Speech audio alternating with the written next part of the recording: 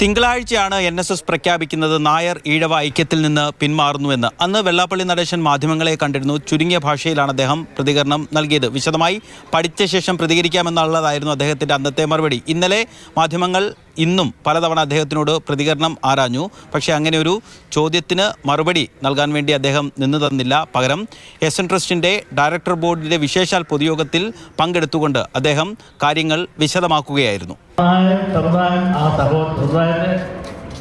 ഈ ഒരു തീരുമാനം ഉണ്ടായി എന്നതിൻ്റെ പേരിൽ പ്രിയമുള്ള സഹോദരന്മാരെ, NSS നേതൃത്വത്തെയോ സുകുമാരൻ നായരെയോ ഒരിക്കലും നിങ്ങളാരും തള്ളി പറയരുത് എന്നൊരു അപേക്ഷയില്ല.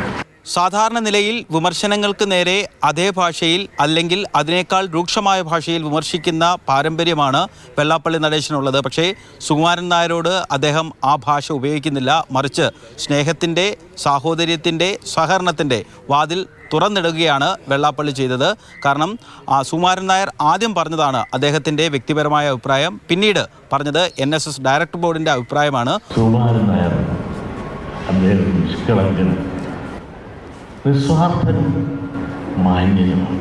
എൻ്റെ പ്രവർത്തനങ്ങൾക്ക് ഇരട്ടി ചങ്ക് നൽകിക്കൊണ്ട്, പിൻബലം നൽകിക്കൊണ്ട് എന്നെ കരുത്തനാക്കി നിർത്തിയതാണ് ബഹുമാനപ്പെട്ട സുകുമാരൻ.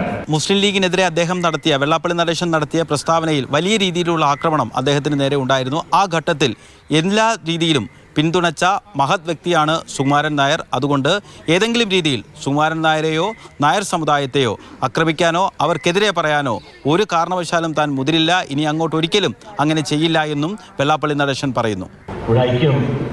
ഉടലെടുക്കാനുള്ള സാധ്യതയുണ്ട്. സുകുമാരൻ നായരുമായിട്ട് ചേർന്നുകൊണ്ട് നായർ ഈഴവൈക്യം, ഈഴവൈക്യല്ല നമ്മൾ ആദ്യമായെങ്കിലും ഹിന്ദുക്കളുടെ ഐക്യം കാലഘട്ടത്തിന് അനുവാദികളാണ്. അവരെ മിസ്റ്റർ സുകുമാരൻ നായർ സഹകരിക്കും എന്ന് ഞാൻ പ്രതീക്ഷിക്കുന്നു. രഘുനാഥ് നാരായണൻ, മാതൃഭൂമി ന്യൂസ്, ആലപ്പുഴ.